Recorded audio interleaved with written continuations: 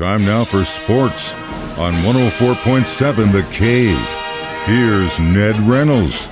Mike, the intern, Ned Reynolds in the studio. Thank God it's Friday. Well, all good things must come to an end, my man. It's a heartbreaker. Had such high hopes for that Missouri State Bears soccer team, thinking they would at least get past this round, but it didn't happen.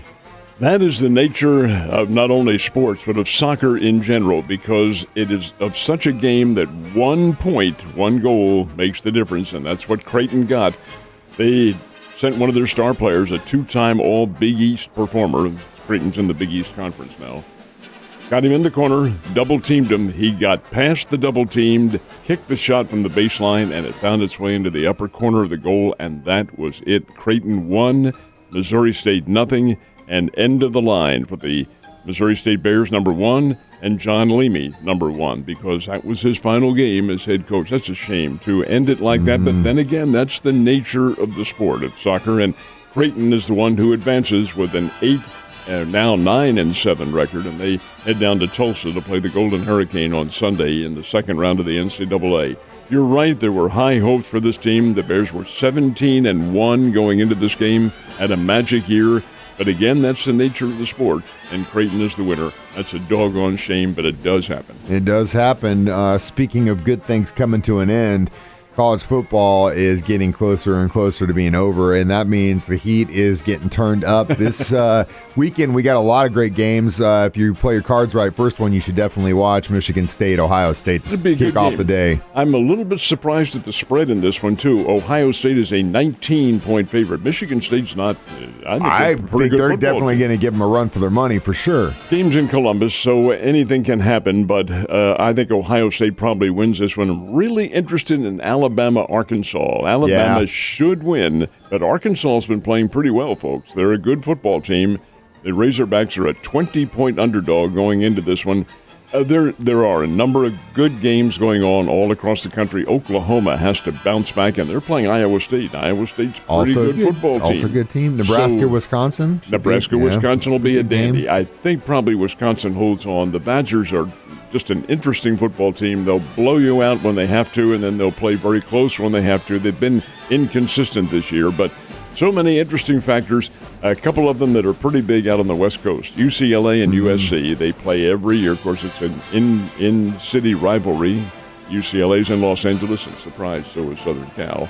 The Lady Bears are going out to play Southern Cal on Saturday. And the other game, the other big game, is the battle, and I don't mean this to be facetious in any way, but it's the battle of the high IQs. Stanford and California. They hate each other.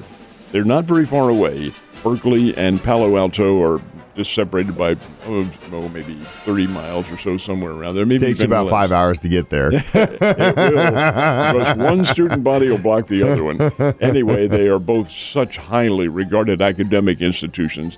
And their sports programs are pretty good, Cal and Berkeley, but they play each other as well, and they call that the big game on the West Coast. Yeah, it is the big game on the West Coast. Obviously, a K-State fan, and they're playing conference rival Baylor, so that should be... and you know who Baylor beat? Hey, man, anything can happen, brother. You know who Baylor beat last week? OU. I know, and Baylor has always got the Wildcats numbers for some reason. I don't know why.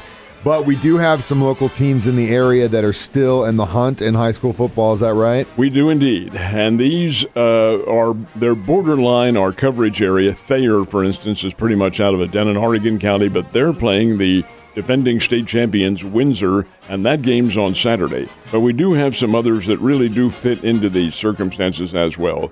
The game, I think, that is the focal point for a lot of area high school football fans will take place in Ava down in Douglas County.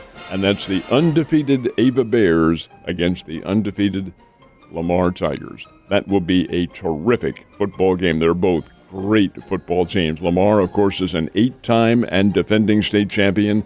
Ava is there almost every year. The Ava Bears have a terrific ball club.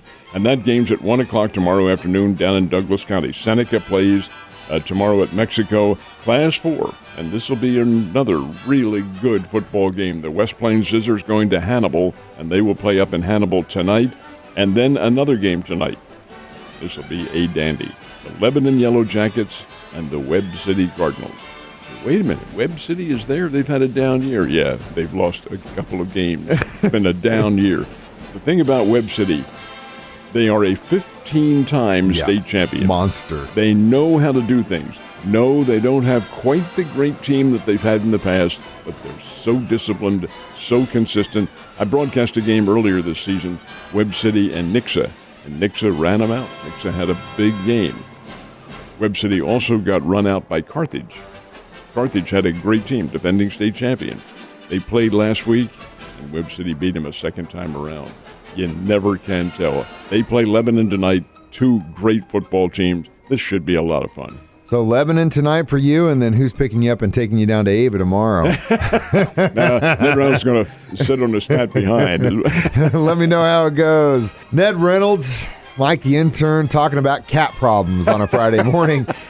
So it is, other than winning the trophy at the end of the season, the second most valued prize in baseball, the most valuable player.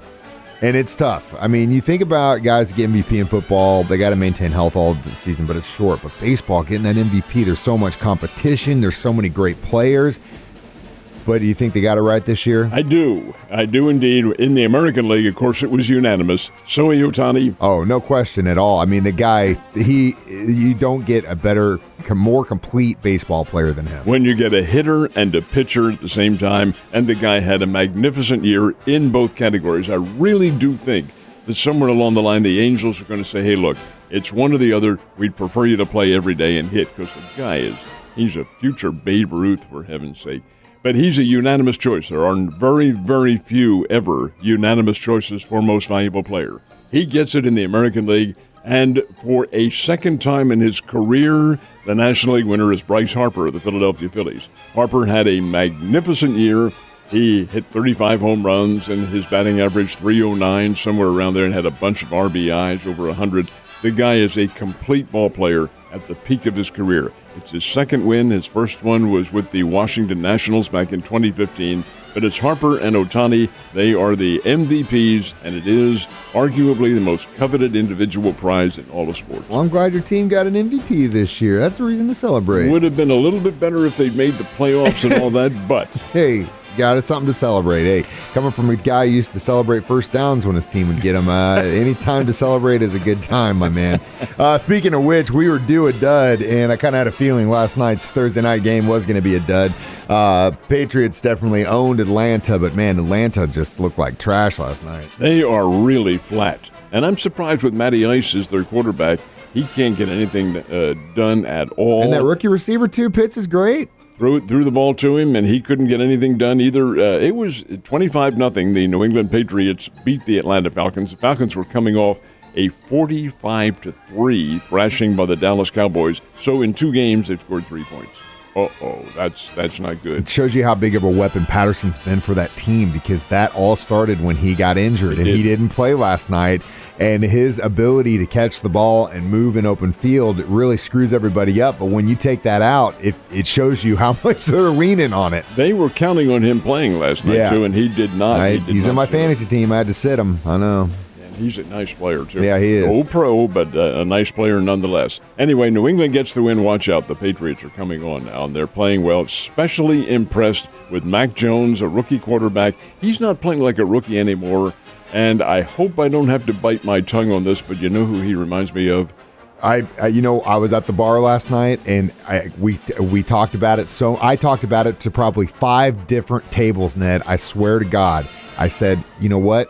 Tom Brady wouldn't be Tom Brady without Belichick. And you're seeing it happen all over again with this rookie. If he listens to Belichick, he will also be a very winning quarterback. Same style. Exactly the same thing. Same discipline. Same everything. I am really impressed with the way he plays. I had that conversation, and I said, you know what? Yes, Brady, he's a good quarterback, but he's not the greatest. And the reason he is so good is because he listened to his coach. Kids, if you're listening, your coach, you need to listen to him, and you could be great. Never can tell. And if he gets his team in the playoffs, the Patriots, in his rookie First year, year. he is a candidate for Rookie of the Year in the NFL. Oh, absolutely. No question. No question. I would like Nick Bolton to be also considered for that, too. He may be Because defensive Rookie yeah, of the Year. that would be huge. He has had one doesn't say much, but he's had one hell of a year. Speaking of the Chiefs, they have a huge test this Sunday. Trophy on the line. It is a trophy game. Don't forget, if you're going to the game, be as loud as you can. I don't want them to hear anything on that field.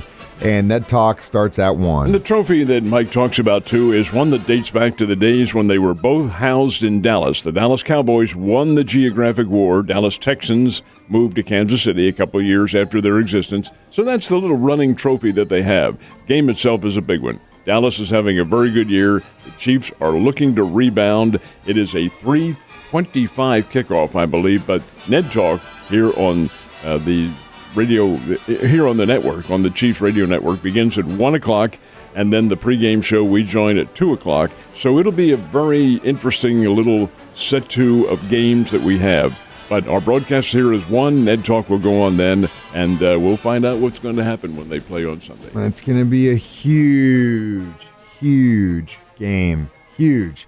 When we're looking back on the season, this is going to be one of the cornerstones. I guarantee you that, and they need a dub big time. Ned, have a wonderful Friday, and go Chiefs.